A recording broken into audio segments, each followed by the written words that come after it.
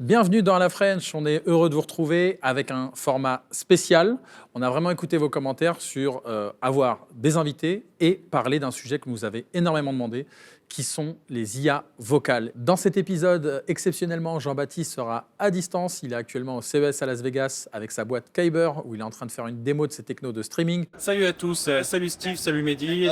Désolé, je suis pas avec vous sur le podcast cette semaine, mais j'ai une bonne raison. Je suis au CES à Las Vegas devant Eureka Park, là où il y a toutes les startups françaises et internationales qui font les démos des derniers produits. On est là avec Kyber, on fait du streaming XR, de scène 3D sur les casques Apple et Quest, et on fait des démos de cette technologie. Et puis d'ailleurs, on s'est déplacé avec notre robot rover dans les couloirs du CES, et le robot, il est téléguidé de la France en basse latence. Donc c'est assez cool de montrer un peu ce qu'on sait faire avec Kyber. Je suis aussi là pour VLC. On a la première démo mondiale de décodage AV2 avec le décodeur AV2 dans VLC. AV2, c'est le nouveau codec de l'Alliance pour l'Open Media fait par Videolan. Et on a aussi des démos avec Google de spatialisation de son avec une dernière technique qui s'appelle Leap Spatial. Donc c'est une semaine très très busy, donc c'est pour ça que je suis pas avec vous.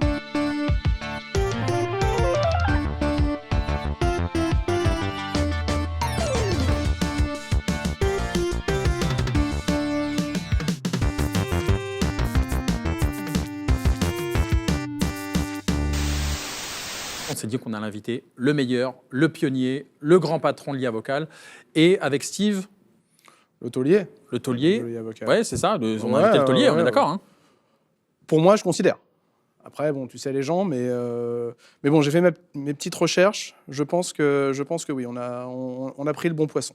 Eh ben, écoute, moi, ce que je vous propose, c'est de faire un petit jeu. J'ai préparé un petit jeu. Vous vous souvenez de Question pour un champion? Vous vous rappelez à l'époque? Bien sûr, hein, Julien Lepers. Julien Lepers. Il avait un petit jeu, c'était 4 points, 3 points, 2 points, 1 point en fonction de si vous étiez capable de le retrouver avec plus ou moins d'indices. Alors, on va jouer ensemble. Alors, pour 4 points, il est le pionnier du deep learning appliqué au signal brut. Il commence sa carrière en remplaçant les outils mathématiques classiques par des solutions apprenables. Il crée Leaf, un front-end qui permet de se passer des transformations de Fourier traditionnelles. En 2021, il propose WaveSplit, un système capable de séparer les voix de plusieurs personnes qui parlent en même temps avec une précision inégalée. Ça, c'était pour 4 points. À mon avis, il n'y a que les mecs qui travaillent dans l'IA, les vocales qui savent. Non, parce que dans l'audience, à mon avis, ils sont surreprésentés. Hein. Bah écoutez, si vous êtes team 4 points, vous le mettez en commentaire. Allez, pour 3 points. Il a fait l'âge d'or chez Google DeepMind et l'équipe Fair Meta. Il est recruté au sommet de la recherche mondiale. Il lance et dirige une équipe de recherche sur l'audio génératif. Il crée les audio LLM. Il est l'architecte derrière Audio LM et Music LM. Ces modèles capables de générer de la musique haute fidélité à partir d'une simple description textuelle. On lui doit aussi SoundStream, le codec neuronal qui a révolutionné la compression audio en permettant une qualité studio avec un débit dérisoire. Ça, c'était 3 points. Ouais, moi je l'ai pas. Hein. Moi, si je savais pas qui c'était, je l'avais pas. Ah, mais attends, t'as vu le... Tu vas fort, hein, quand même. Alors, pour 2 points, fin 2023, il va cofonder Qtile. En juillet 2024, il stupéfie le monde avec Moshi, le premier modèle de fondation full duplex. Ce modèle, d'ailleurs, est capable de converser, de rire et même d'être interrompu en temps réel avec une latence de seulement 160 millisecondes. Et d'ailleurs, ça met fin au vieux pipeline lent du passé. Hein. Alors, 2 points. Je suis. Alors, 2 points. Moi, je l'aurais eu à 2 points. Tu l'aurais eu, toi? Moi, je l'aurais eu à 2 points. Ah, bah, tu l'aurais eu. Moi, je pense aussi, ouais, si, quand même. Ça y est, là, je... Allez, 1 point. Bon, allez, la dernière, 1 point. En septembre 2025, il passe de la recherche à l'aventure entrepreneuriale en lançant Gradium, une spin-off qui vient de lever, n'empêche, 70 millions de dollars pour développer la voix IA à l'échelle industrielle. Considéré comme le leader de la voix de Voice First AI, comme on dit, en Europe, je suis... Here comes a new challenger. Nail Zeguidour. Bonjour, Mel. Salut Nail. Ici le taulier. Ici la voix. Ici la voix. Oui, bah, Ici la voix. Ici la voix. Bon, comment ça va? Ça va super. Ça va super. C'est quoi? Ça fait... T'as rencontré Steve quoi, il y a 4 ans à peu près? Ouais, quelque chose comme ça. Ouais. 3-4 ans, ouais. Ouais. Moi, je t'ai reçu dans les confs Génération IA, et là, tout à fait. Tu venais tout défoncer dans la salle. Avec, j'ai même eu l'honneur de rencontrer Alain Damasio, grâce à toi. Ah ouais, bah écoute, ravi. Dédicacé son dernier livre. Ah oui. Et d'ailleurs, lui, il pense que la voix, on en va en parler ensemble, mais il pense que la voix est un médium de l'avenir. Tu tu vois, il pense. Étrangement, je le crois aussi. Mais dans ses livres de science-fiction, là, dans Les Furtifs et dans ce qu'il est en train d'écrire en ce moment, la voix a un rôle hyper important. Écoute, c'était la bonne rencontre. Moi, ce que je proposais, c'était que tu nous fasses un peu un état de l'IA vocale, parce dans les commentaires, on a eu beaucoup de gens qui nous ont demandé faites-nous un épisode sur les IA vocales, où est-ce qu'on en est. On s'est dit que quand le meilleur sera disponible. Donc là, tu es là, on est hyper content. Mais là, parce que là, vous êtes à l'état de l'art, en fait, avec Gradium. Ouais, tout à fait. Et en fait, l'IA vocale, donc moi, ça fait... bravo à ceux qui auront eu tous les points du quiz. Moi, ça fait 10 ans que je bosse là-dessus. Et en fait, ce qui est intéressant, c'est que, un peu comme dans tous les aspects de l'IA générative, il y a eu une accélération très significative dans les 2-3 dernières années. En particulier, en gros, ce à quoi moi j'ai contribué, c'est avec les audio LLM. C'était l'idée, si tu veux, de la même manière qu'en texte, on est passé d'un univers où tu avais genre Grammarly pour faire la correction grammaticale, qui était complètement différent des algorithmes utilisés pour faire l'autocomplétion, complètement différent des algorithmes faits pour la traduction. Et tout ça a été unifié par l'LLM dans une seule interface qui te permet de résoudre toutes les tâches. Moi, ce à quoi j'ai contribué, c'était de faire vraiment inventer la même chose pour l'audio. Et en fait, je suis arrivé à Google dans un univers où les gens qui faisaient la synthèse vocale utilisaient des modèles complètement différents de ceux qui faisaient la transcription, qui étaient encore un univers complètement différent de ceux qui faisaient la musique. Et donc, si tu veux, tout ça, c'était des communautés qui étaient disjointes, avec des modèles complètement différents. Et nous, on est arrivé, on a fait un algorithme, et on l'a entraîné sur du speech, ça a fait le voice cloning. On l'a entraîné sur du speech et du texte, ça a fait le streaming speech to text. On l'a entraîné sur la musique, ça a fait la music generation. Et donc ça a donné un élan de... En particulier sur le côté naturel. Tu sais, en gros, on est passé de la voix Maps, prenez la rue à droite, tu vois, à vous pouvez prendre la rue à droite, tu vois. Et ça, ce bond de naturel, en fait, il vient du fait que maintenant, on a des modèles qui sont bien meilleurs pour apprendre ce que c'est que la distribution de la vraie parole humaine, les respirations, les interruptions, l'emphase, etc., et de l'apprendre de manière complètement data-driven. C'est ça qui fait que, fondamentalement, et ça, c'est honnêtement le truc, je pense, dont je suis le plus fier, c'est que j'ai fait les algorithmes qui, à la fois, sont utilisés aujourd'hui par OpenAI, Gemini pour faire la voix, mais qui sont utilisés par Suno pour faire la music generation. Et c'est fondamentalement exactement le même algorithme. Et juste, il est tellement bon à comprendre les subtilités et à reproduire de l'audio qui sonne comme du vrai, que ça fonctionne assez facilement sur un peu toutes les tâches. Et... parce que du coup, ça veut dire, concrètement, tout ce qu'on voit, voilà, comme tu disais, Suno, générer de la musique, en tout cas la musique IA. Suno, c'est aujourd'hui un peu le plus connu, mais voilà... Les Advanced Voice de OpenAI, etc. Tout ça, c'est basé sur tes travaux. En fait, il y a deux familles de méthodes pour générer l'audio. Il y a les modèles de diffusion, qui sont assez proches de ceux qui sont utilisés pour la vidéo. Mais en fait, eux, ils ont l'inconvénient de ne pas pouvoir générer en temps réel. Et il y a les modèles autorégressifs qui sont basés sur les LLM. Et donc, ça, c'est ce qu'on a inventé avec mon équipe à Google, puis à QTI, et maintenant qu'on continue de pousser à Gradium. Et ça, c'est ce qui est utilisé pour tous les systèmes de dialogue, pour tous les systèmes de traduction en temps réel, et aussi pour faire de la génération de musique qui puisse être streamée en temps réel. Et donc, Suno, en particulier, ça avait commencé comme une réimplémentation open source qui s'appelait Bark de AudioLM. Et après, ça a donné tout le succès qu'on leur connaît. Enfin, évidemment, tout à ça et à mettre à leur crédit. Mais la brique technologique qui a un peu débloqué tout ça, ça a été de faire l'équivalent des LLM pour l'audio. Et au fond, si tu regardes même en vidéo, il y a la beauté de ce qui est en train de se passer, c'est qu'il y a eu une unification des concepts, où grosso modo, tout le monde utilise l'architecture qu'on appelle les transformers. Tout le monde utilise soit de la diffusion, soit des modèles autorégressifs. Et ça permet aux gens de sauter d'une thématique à l'autre. Ça permet à tout le monde de grandir ensemble. Et là où on est en termes d'IA vocale aujourd'hui, c'est le jour et la nuit, évidemment.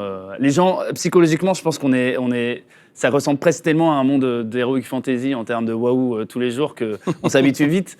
Mais il y a 2 ans, c'était Alexa, quoi, tu vois.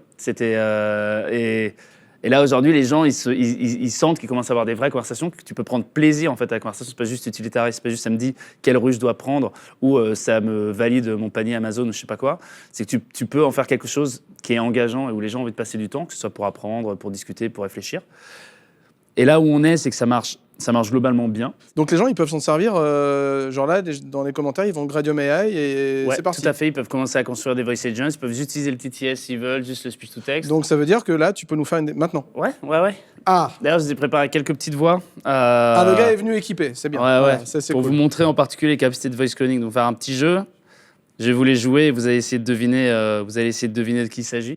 Ah, ok. Je dirige la World Company et franchement, quand j'entends parler de partage, d'égalité ou de justice sociale, j'ai envie de rire. C'est Les incroyable. communistes avec Les guignols leurs sont de idées retour, mec. moisies, Les guignols leur sont de haine retour. de la réussite et Comment leur il s'appelait, obsession le- de tout niveler Sylvestre. par le bas sont le cancer de... Monsieur Sylvestre. Non, mais l'imitateur. Yves Lecoq. Yves Yves Lecoq. Lecoq. Ouais, Yves Alors, il Lecoq. s'appelle Attends. toujours Yves Lecoq, Non, mais d'ailleurs. il est pas mort. hein. Non, mais les guignols sont Non, mais morts. attends, c'est incroyable. Je vous en mets un petit autre. Mes chers amis, aujourd'hui, je viens vous parler de Gradium. Oui, Gradium, ces jeunes gaillards qui bricolent l'IA C'est Jean vocale, Lassalle. comme d'autres taillent la pierre. C'est Jean avec Lassalle qui passion, dit des mots. patience Oui, parce que moi, et j'ai un jamais brin entendu de dire un folie mot. béarnaise Tu en pourrais plus. entraîner Alors, en Iggy fait, on a pour faire une Jean carte Lassalle paramètres. ou Jean Lassalle. On a Tu vois, on a son T'as Jean Lassalle qui Mes arrive. chers amis, C'est Gradium qui lit le discours et t'as Jean Lassalle qui bouge les lèvres. il a ses AirPods, il parle. Il y a un paramètre C'est qui contrôle la branché. fidélité de la voix, tu peux l'augmenter, tu vois, tu peux la C'est booster vrai un peu. Ah Ouais. ouais. Mes chers amis, Oh, aujourd'hui, dur. je viens vous parler de Gradium. Oui, Tu peux le mettre en Gradium, 0,5 c'est pour faire jeunes le gaillards qui bricolent l'IA C'est vocale comme incroyable. d'autres taillent la pierre. Avec Mais attends, passion, patience Combien il et faut un brin de folie. de données Ça, c'est pour 10 entraîner un secondes, truc ça. comme ça. 10 secondes Avec de Jean 10 Lassalle. secondes Ah, de tout ça, données c'est 10 secondes, ouais. Tout ça, c'est Avec 10 secondes de Jean 10 secondes de Lassalle. Jean Lassalle, 10 secondes de. Mais de- attends, 10 secondes spéciales, il faut qu'il dise une phrase machin ou 10 secondes tout court, on s'en Bah, faut fout. qu'il parle, quoi. Mais c'est pas. On ne fait pas cross-valider Waouh, les. waouh, J'ai 10 pris les secondes. poids Non, d'une mais par voilà. un Non, truc mais de tu sais, malade. c'est le truc que t'avais pas dit. Ouais, 10 ça, j'aurais secondes. peut-être dû le dire, ouais, c'est 10 secondes, ouais.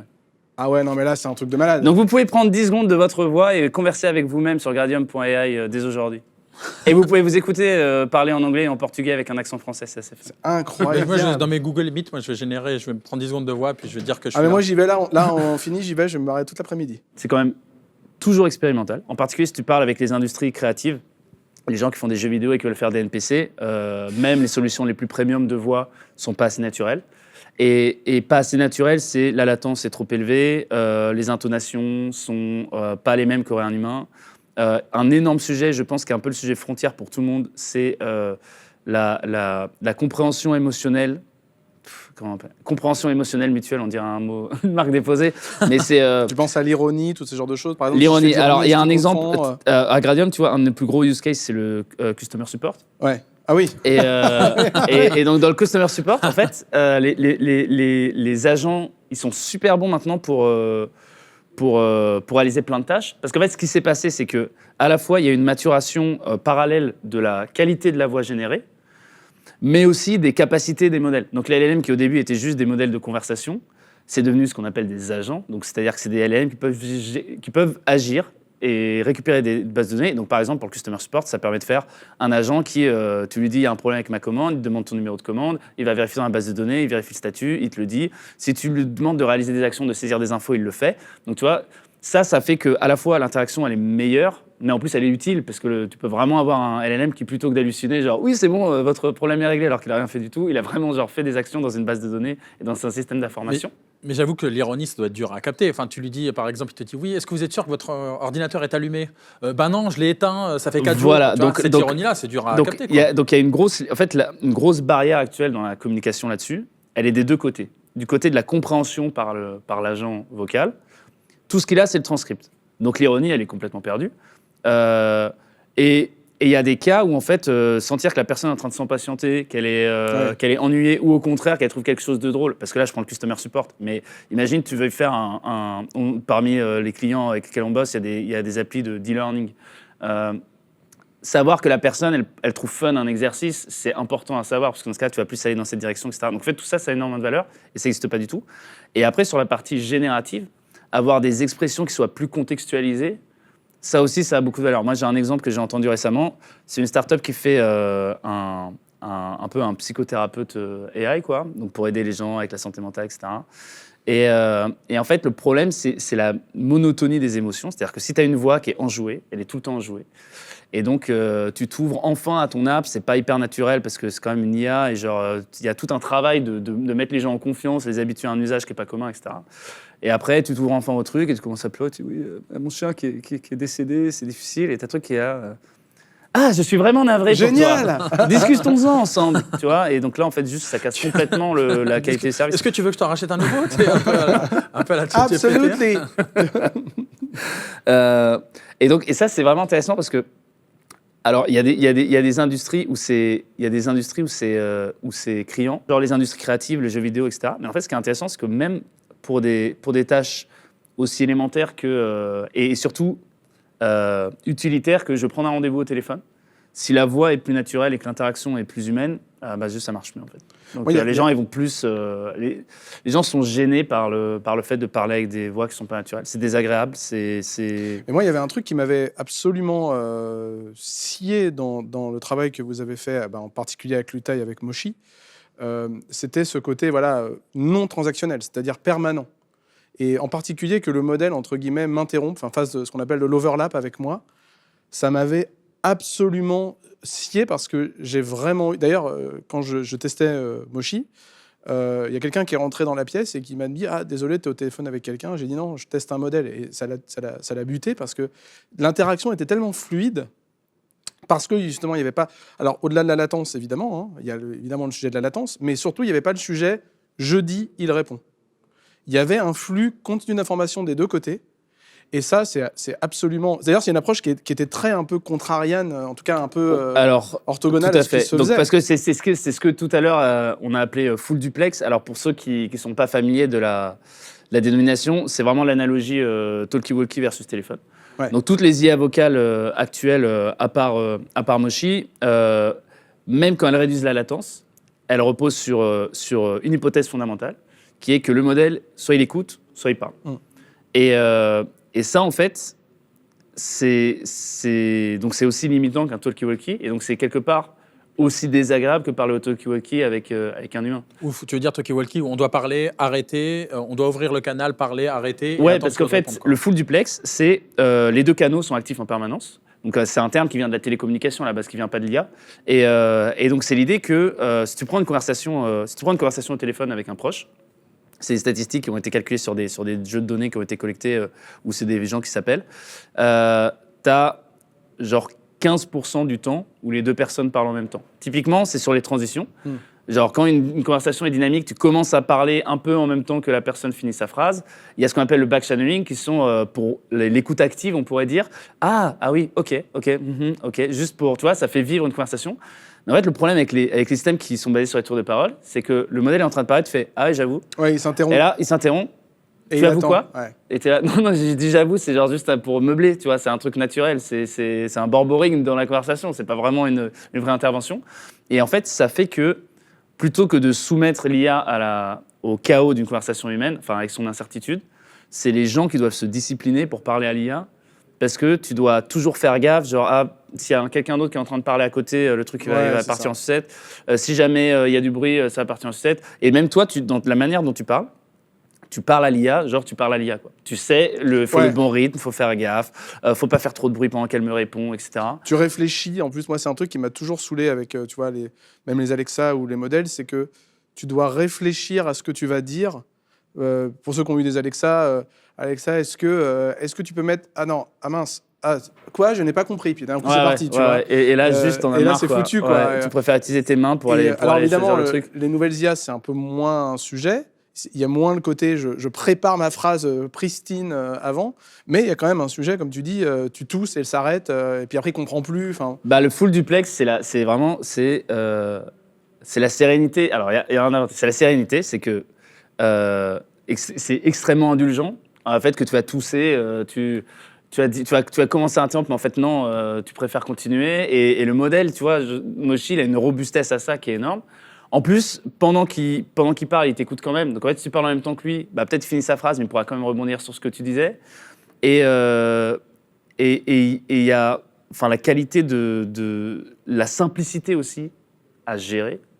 C'est que la beauté de Moshi, c'est qu'on a juste mis dans l'architecture. En gros, on a pris notre audio LLM et on lui a dit, OK, plutôt que de modéliser un flux, t'en as deux en parallèle. Et puis les deux, ils peuvent être actifs ou ils peuvent être inactifs. C'est d'une simplicité architecturale que je trouve, moi, sublime. C'est un des trucs dont je suis le plus fier dans ma vie, parce que c'est simple. Et ça résout un problème qui est hyper complexe. Et en fait, quand tu fais pas ça, l'orchestration des systèmes de conversation qui sont pas full duplex, c'est, en fait, d'un coup, tout ce qui aurait pu être appris juste en écoutant des vraies conversations doit être hard-codé à la main, de genre, ça, c'est une interruption, ça, c'est pas une vraie interruption, Si la personne interrompt, mais que son tour de parole dure moins de X centaines de millisecondes, alors il faut que tu continues de parler. Et en fait, ce qui est marrant, c'est que toute la beauté du deep learning et la force du deep learning, c'est le fameux exemple qui était utilisé en émergent, vision en fait, artificielle, ces choses-là, qui ouais. était si tu dois écrire les règles pour ce qui distingue un colibri d'un moineau, bah, t'es juste mort parce que tu peux pas faire de règles sur les pixels, il y a tous les angles, toutes les luminosités possibles. L'apprendre à partir de 1000 images pour chacun, ça se fait naturellement. Et là, quelque part, au fond, c'est les modèles qui sont pas full duplex, c'est un peu ce retour en arrière où tout ce qu'on n'a pas appris des données, il faut le refaire à la main. Et ça fait la fragilité considérable de tous les systèmes qu'on appelle cascadés, qui font la transcription. En fait, ils détectent que tu as fini de parler, ils retranscrivent, après ça passe dans la LM, et après ça synthétise. Après, c'est des modèles qui ont des énormes avantages, j'en parlerai, parce que nous, pour l'instant, à Gradium, c'est ce qu'on fait. On rend ces modèles beaucoup plus robustes et on les rapproche de plus en plus du speech-to-speech. Mais le gros avantage qu'ils ont, c'est que par contre, tu peux mettre n'importe quel LLM au milieu. Et là, une des limitations de Moshi, et une des limitations, selon moi, fondamentales de tous les systèmes speech-to-speech pour l'instant, et d'ailleurs, il n'y en a pas beaucoup. Hein. Des modèles full duplex, il n'y a que Moshi, et des modèles speech-to-speech, il y a Moshi, il y a une version de Gemini, il y a OpenAI, il y a XAI. La limitation, c'est que tu parles à un modèle qui est complètement intégré, et donc qui lui-même a l'intelligence qui est mêlée à la voix. Souvent, ce qu'on s'est rendu compte, c'est que la plupart des potentiels clients, ils disaient « Ok, moi j'ai déjà un LM de texte, il a un RAG, il a son function calling, il est intégré dans des bases de données, je veux le faire parler. » Là, si tu arrives et tu leur dis « Pas de problème, donnez-moi 1 an et 2 millions d'heures de Le synthetic sujet, c'est data. » parce qu'en fait, dans sa représentation interne, en fait, il n'y a pas de texte, jamais. C'est vraiment de la voix vers de la voix. Enfin, même d'ailleurs, même des samples audio vers des samples audio. C'est sample audio vers sample audio. Et tu ne peux pas du coup lui injecter du savoir. En tout cas, si tu le faisais, tu devrais le faire sous forme de sample audio. Bah ça, aussi. c'est une des frontières, justement. Et c'est un des sujets sur lesquels on continue de bosser côté QTI, pas côté Gradium, parce que c'est plus long terme. D'accord. Mais en fait, si tu veux, la situation actuelle, c'est des systèmes. Donc, ce qu'on appelle un système cascadé, c'est je mets de la synthèse vocale et de la transcription autour d'un LLM et ça me le transforme en IA vocale qui, certes, un peu plus de latence que Moshi. Tu passes de 160 millisecondes à entre 0,5 secondes et 1 seconde. Et tu perds ce côté full duplex. Mais par contre, c'est déployable en 10 minutes sur n'importe quel LLM. Et franchement, ça fait vraiment le taf quand tu le fais bien. Et donc, ça a une facilité de déploiement, une customisation. Et tu décorrèles, en fait, tu décorrèles complètement l'avancée sur l'intelligence des modèles et l'avancée sur la voix. Et tu vois, maintenant, il y a un nouveau GPT qui sort, bah, tu mets ton truc de voix sur le nouveau GPT. Tu rends ça, toi de ce que je comprends, un des gros avantages, c'est vraiment l'aspect composabilité de la chose. Exactement. Quoi. La modularité, en fait, Voilà. elle a un coût que j'ai mentionné, mais elle a aussi de gros avantages. Donc, en fait, comme point d'entrée pour Gradium, en particulier pour nous, pour maintenant pas faire les innovations les plus transformatives, mais faire des choses qui sont utiles aux gens au jour le jour. Ce qui est utile aux gens aujourd'hui, c'est des systèmes cascadés qui soient rapides et qui soient fiables et qui sonnent naturels. En revanche, c'est évident que le bout du chemin, c'est les deux. C'est genre full duplex, giga naturel, comme si tu étais au tel avec un ami, mais en même temps, tu as l'intelligence du meilleur LLM derrière. Et donc, vu que ça, c'est... pour moi, la manière dont je réfléchis toujours à mes priorités, c'est si c'est une évidence qu'il y a un truc qui va être le point final, bah, c'est sûr qu'on va aller dans cette direction. Donc, on n'abandonne pas du tout le full duplex. Non, mais il y a une incrémentalité quand même. Mais en fait, on fait ça en parallèle. En gros. Ouais. Il y a des choses qui sont utiles aujourd'hui et il y a la phase prochaine. Et donc, la phase prochaine, c'est un travail de recherche fondamental. Parce que justement, enfin, si tu veux, pour ceux qu'on a peut-être qui découvrent un peu les IA vocales, quand on reprend un Siri il y a 15 ans ou ce genre de personnes, enfin de personnes, tu vois, ça y est, j'anthropomorphise les IA. A few moments later. Quand on retrouve un Siri il y a 15 ans, quand on reprend l'exemple d'un Siri, on était quoi? C'était à l'époque, les modèles, ils faisaient quoi? Ils faisaient du speech to text, donc ils transformaient la voix en texte, ils l'envoyaient à un système d'intelligence artificielle. On n'avait pas d'LLM à l'époque, mais en tout cas, voilà, on interprétait. C'était des heuristiques, même, tu vois, sur Alexa, tu pouvais faire des heuristiques s'il y a ce truc, du NLP. En fait, franchement, ça dépend. Il y en avait, c'était même pas vraiment du speech to text, c'est-à-dire que c'était pas de ce qu'on appelait du speech to text, donc c'est la transcription. Je parle, ça me transforme en texte. Autrefois, on appelait ça open vocabulary, genre c'est n'importe quoi pouvait être dit et il fallait le retranscrire. Il y avait même plus limité que ça. Il y avait des systèmes, ils ne pouvaient reconnaître que quelques patterns. et il retranscrivait la personne elle a demandé l'heure, la personne elle a demandé la date, tu vois. Genre donc c'était plus une juste tâche de l'heure ou la classique. date, quoi. Ça dépend. Après il y a eu des modèles vraiment de transcription. C'était ça d'ailleurs, je crois, enfin j'avais entendu à l'époque que la limitation, tu sais, de l'activation, tu sais, des modèles, enfin des petits modèles, en tout cas des heuristiques qui tournent, tu sais, on device, il fallait qu'il y ait 3 syllabes. C'est pour ça qu'on disait Hey Google, Ouais. Alexa, ou dis tu vois, Siri, dis d'accord, Siri. donc ils reconnaissent Et ça, d'ailleurs c'est Alexa ça avait été choisi. Tu si je me confirmes, souviens du coup, bien. c'était bien Ouais, ça, et si je me souviens bien, Alexa ça avait été choisi parce que c'était un nom rare. Enfin, il y avait peu de enfin, c'était à la fois c'était familier, mais en même temps, il y avait peu de risques que les gens appellent genre leur sœur ou leur femme qui s'appelle Alexa. ça. Et toutes les et que ça Alexa révèle du le monde truc. l'ont le mauvaise parce que. Mais ça, donc ça, c'est ce qu'on appelle du keyword spotting. Donc là, dans ce cas, en fait, la Word manière dont spotting, Donc soit on reconnaît que quelques syllabes ou quelques mots. Mais en gros, des pour la faire heuristiques. courte, de toute manière, ok, ou tu avais de la transcription, ça dépendait. Et après, surtout, c'était ce qu'on appelait du Natural Language Understanding. Donc effectivement, c'était des parseurs et du système de. En fait, en partir d'un texte brut, tu n'avais pas un modèle qui pouvait gérer une requête arbitraire. Donc c'était parsé, on regardait, ok, ça c'est un nom propre, ça ce verbe, il veut dire ça. Et puis tu avais un ensemble d'actions hyper limitées. Genre, je sais pas, moi, peut-être tu pouvais changer l'heure et passer une commande et ce genre de truc. Et ça te mappait vers une de ces possibilités, ou sinon juste, ça refusait pas de te compris. servir. Voilà. Et en général, et après, ça te refaisait un texte, ça te réécrivait un texte qui passait en text-to-speech. Exactement. C'est ça. Et un Donc, texte de texte à la speech voix, quoi. avec une voix pas naturelle du tout, une voix qui pouvait te faire une phrase ou deux, tu vois. Ouais, c'était un peu les voix, là. Il est 22h24, tu vois, c'était un peu les voix un peu très, très.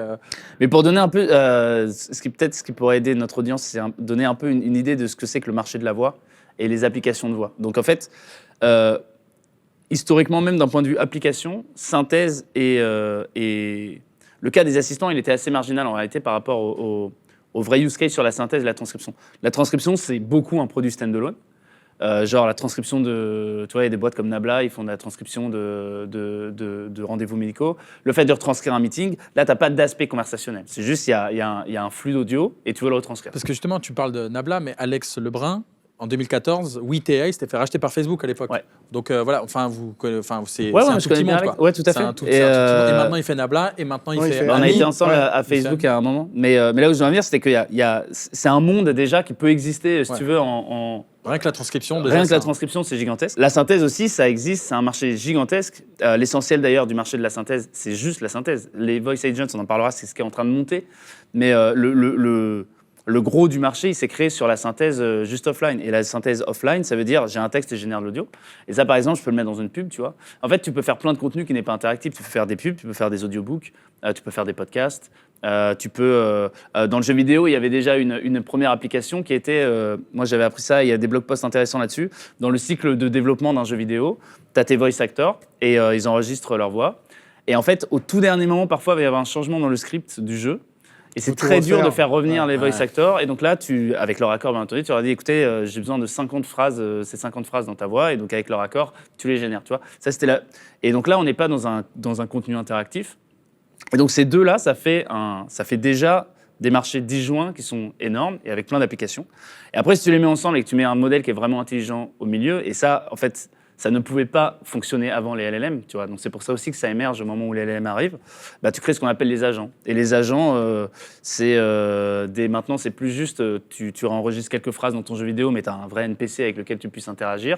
C'est l'agent au téléphone qui va t'aider, c'est un personnage qui t'aide à faire tes devoirs, c'est un compagnon qui va t'aider pour différentes tâches. Nous, les use cases qu'on reçoit, ils sont, enfin, franchement, à chaque fois, c'est assez excitant de voir la créativité des gens. Genre, il y a des boîtes qui se spécialisent maintenant dans le automatic on-call. Donc, c'est quand tu as une infrastructure à gérer où il y a des problèmes. Ah, Par oui. exemple, quand tu es à Facebook ou Google, si tu es on-call, il y a une escalade. Tu sais, c'est un peu Ouais, comme les c'est DEFCON. c'est DEFCON, Et ouais, si on t'envoie un mail, tu réponds pas au mail, tu reçois un SMS, tu réponds pas à SMS, on t'appelle à 3h du mat, c'est genre, mec, il faut que tu ailles régler le problème. Ensuite, on vient frapper chez toi. Mais déjà, rien que ce truc d'alerte, tu vois, là, en fait, maintenant, tu as des agents, ils regardent ta code base en permanence, ils font tourner les tests, et puis ils regardent, ça foire, plutôt que juste... Tu vois, le truc de base, c'est je t'envoie un mail avec le log, mais ça, c'est pas... Imagine, il y a plein d'erreurs en cascade. Là, en fait, il analyse les logs, il analyse la situation, il essaie de comprendre la source potentielle du problème et ce qu'il peut faire, et il te passe un coup de fil, et il te dit, écoute, là, il y a un problème sur la code base, le truc, ça c'est down, ça c'est down, ça c'est up, et voilà mes recommandations. Tu vois, et ça, moi, j'ai vu ça, ce genre de use case, et tu vois, tout ça, et là, ce marché-là de ce qu'on appelle les agents vocaux, lui, il est en train d'exploser. Et en fait, Et la voix comme interface, tu vois, comme interface, tu vois, pour interagir avec Pour une moi, application, tout ça. Est-ce que Moi, en c'est tant pas aussi qu'utilisateur, la voix comme interface, c'est le Graal. Le design, ultime. quoi. mais c'est C'est une le évidence. Graal ultime. C'est-à-dire que, donc déjà, on parle genre 3 ou 4 fois plus vite qu'on ne On tape. écrit, ouais. Ça dépend des gens, parce qu'il y a des gens qui Ah, parlent mais très quand même, longtemps. mais quand même. Il y a des gens Et- qui font x2 sur YouTube. Hein, quand Ouais, même. mais tu vois, mais imagine, Non, mais j'en ai d'accord. imagine, tu te foires dans ce que tu dis et tu veux revenir en arrière, juste tu continues, t'as pas besoin, Ouais, t'as pas ouais, besoin c'est ça. d'effacer, tu vois.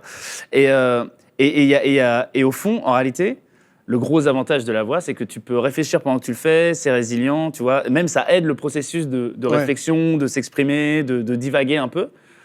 Mais ça, c'est incompatible avec la fragilité d'un système d'IA qui va péter un câble toutes les 2 secondes parce que tu l'as interrompu. Moi, ce Et que là, j'aime moi- pas, tu vois, par exemple, dans les LLM, tu vois, dans le prompting aujourd'hui, ça me fait chier parce que je dois écrire Exactement, ouais. tout Tout un à fait. pavé, je sais pas exactement ce que je veux encore. J'aimerais avoir le côté itératif pour Exactement. arriver à. Donc moi, quand je fais des live démos, donc mes live démos, comme j'avais fait à AI Pulse sur scène, donc j'écris un agent qui a en fait un prompt, et je lui dis, voilà, tu as accès à ce catalogue de voix, elles ont ces caractéristiques, donc si je te demande une voix qui sonne comme ça, bah, tu pourras aller la chercher là-dedans.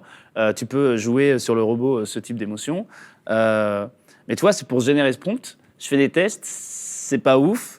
Donc je vais aller prendre un LLM genre Gemini et je dis, OK, voici mon prompt qui est censé contrôler une IA pour un robot, mais voilà, là, ça a foiré ça, donc tu me le refais, il me refait le prompt, je reteste, et en fait, taper tout ça à chaque fois. Moi, ce en quoi je crois beaucoup, c'est un truc qui écoute passivement, qui est juste là. Il comprend qu'il ne faut pas t'embêter si tu es en train de parler à ton collègue ou si tu es en train de faire autre chose. Mais par contre, il est toujours là et tu es là, tu vois, tu peux faire une tâche. Genre, toi, tu es en train de coder, tu dis, ah ouais, au passage, faut que tu me fixes ce truc, va regarder et dis-moi si machin, il a fait tel truc. Et tu vois, et donc tu es dans une conversation qui est longue, qui est pas structurée, et qui juste, là, je pense, te simplifie la vie énormément. Donc en tout cas, nous, la thèse qu'on a profondément, c'est que la barrière à l'adoption, c'est une barrière technique, c'est une barrière qualitative, et que au fond, dans plein de cas, l'interface naturelle, c'est la voix. Il y a des cas où c'est forcément, si tu es en train de, tu demandes un one-liner pour faire des conversations complexes avec FFmpeg, oui, le truc, il va pas t'épeler la commande. Mais à part ça, l'essentiel des interactions, elles seraient plutôt destinées puis surtout, à intervenir tu peux- via la voix. Tu peux figer après, une fois que tu as atteint Ouais. le but, dire maintenant que je sais ce que je veux, parce que moi, c'est toujours mon problème, tu vois, c'est ce côté, je sais pas encore ce que je veux au début, tu vois, j'itère, j'interagis, j'explore, j'ai des nouvelles infos, j'intègre et tout. Et à la fin, quand ça y est, j'ai atteint machin, bah, typiquement dire, ok, c'est bon, maintenant, fais-moi quelque chose que je peux réutiliser, peut-être soit pour une prochaine conversation, soit pour figer un peu plus, parce que voilà, maintenant, j'ai atteint mon 1, quoi. Ça, c'est un workflow qui est quand même très, très intéressant. Parce que toi, tu es early adopter de toutes les Alexa, de tous les Home assistants. Ah ouais, de moi tous j'ai les trucs, importé la première Alexa, première je l'ai Alexa, tu importée l'as des États-Unis et tout. Ah non, mais moi je suis à fond parce que, après, bon, je suis un enfant des années 80 et début comme nous 90, tous, comme donc nous moi, tous. si tu veux, le côté. Moi, je suis des années 90. Ce Ah, matin, merde. on parlait déjà de Johnny Mais, 5 et tout. Ton tu vois. expérience fait que tu as Ouais. l'air plus... Non, mais tu vois, ça c'est un peu pour moi le robot qui parle, c'est un peu voilà la machine qui parle d'ailleurs. Mais voilà, il y a toujours eu ce côté. Et j'ai toujours trouvé la voix parce que quand je parle, on me dit tout le temps, tu parles, tu vas dans tous les sens, mais c'est comme ça que je réfléchis. Ouais. Et en fait, ce côté de devoir sérialiser ma pensée, dans mon cas, est extrêmement réducteur. J'ai beaucoup de mal. Et quand je dois communiquer quelque chose, c'est pas forcément le mieux la voix. Mais quand je sais pas exactement où je vais et justement je veux interagir, c'est de loin pour moi le média le plus efficace. Donc c'est vraiment, tu vois, Et il y a un exemple, je pense, où l'évidence, elle est telle qu'il n'y a même pas de débat. C'est donc là, moi, j'ai découvert les bureaux de Uma tout à l'heure. Uma est la start-up qui fait des robots humanoïdes françaises Exactement. qui envoient du qui lourd. sont juste à côté, Donc- puisqu'on est tous à néon noir. Et donc les robots humanoïdes, un jour, ils seront dans les usines, ils seront dans la société, ils seront peut-être chez les gens. Tu vas faire quoi? Tu vas taper sur ton clavier pour communiquer avec ton robot. Enfin, tu vois, c'est une évidence que l'interaction. Le robot, il va te sortir un clavier, comme ça, et tu vas Ouais, taper et Ah, dessus. je sais pas. C'est une évidence que l'interaction sera vocale, tu vois. Et celui-là, cet aspect en plus, Nestor, ramène-moi un café, s'il te plaît. Oui, monsieur. cet aspect robotique, je pense qu'il va être il va être très excitant parce qu'il va mettre à l'épreuve les gens comme moi et nos concurrents, enfin mon équipe et nos concurrents. Parce que là maintenant, tu as un robot dans une usine où il y a une personne qui lui balance un ordre de 10 mètres pendant qu'un autre est en train de lui parler et que tu as les machines qui font du bruit et tout. Et lui, il doit comprendre cette scène complexe et ce qui est en train de se passer et qu'est-ce qu'il est censé faire dans tout ce bordel. Ouais. Mais vous aviez Je fait me une démo, je me souviens, avec QTI, où à une grosse soirée, il y avait de la musique. Ouais. Bon, nous, Incroyable. on était devant Kavinsky. Genre, on était à 50 cm de Kavinsky et on parlait et ça nous traduisait en temps réel avec, genre, nous, on n'entendait rien du tout. Je l'ai même fait à côté d'un marteau-piqueur, ça marchait pas Le mal. truc, on entend très bien, tu vois. Moi, je me rappelle parce que dans mes jeunes années, j'ai travaillé au McDo, tu vois, et en cuisine, et il s'inspirait des techniques de sous-marins où tu devais tout répéter. Tu vois, pour être Ah sûr. oui. En fait, il y avait tellement de bruit, tellement d'instructions qui partaient dans tous les sens. On disait par exemple, envoie-moi 3 Big Mac. Tu dis OK, 3 Big Mac, tu vois. Ah oui, Et- d'accord. Et donc tu devais toujours répéter pour être sûr que la connexion était bien passée, que tu avais bien reçu l'ordre, mais en même temps parce que tu avais des informations qui faisaient dans tous les sens. Donc si un jour on veut des robots industriels ou qui font des tâches du terrorisme, quoi, en tout cas, il faudra qu'ils comprennent tout le contexte. Mais là, en fait, des surtout, ce qu'il faut comprendre, c'est que faut aussi le voir. Bon, moi, à QTI et pareil à Gradium, on a eu beaucoup de goût pour la prise de risque avec les démos sur scène, avec l'acoustique d'une salle que tu connais pas, etc. Et Ça c'est a toujours marché. Ça a toujours marché, ouais. Ça a Eh, toujours quand marché même. jusqu'ici. Mais quand même, c'est un setting où je suis le seul interlocuteur. Donc nous, déjà, on fait des trucs vraiment dans des conditions acoustiques complexes. Toutes les démos que tu vois des IA vocales, c'est quelqu'un qui est tout seul dans une chambre ou dans un bureau et qui parle à 10 cm du téléphone. Là, imagine maintenant ton robot. Il a plein de micros qui vont vraisemblablement être localisés autour de la tête. Chacun capte le son en différentes directions. Tout ça s'est mergé et tu as des sources sonores qui viennent de partout, qui sont des machines, qui sont des personnes, etc.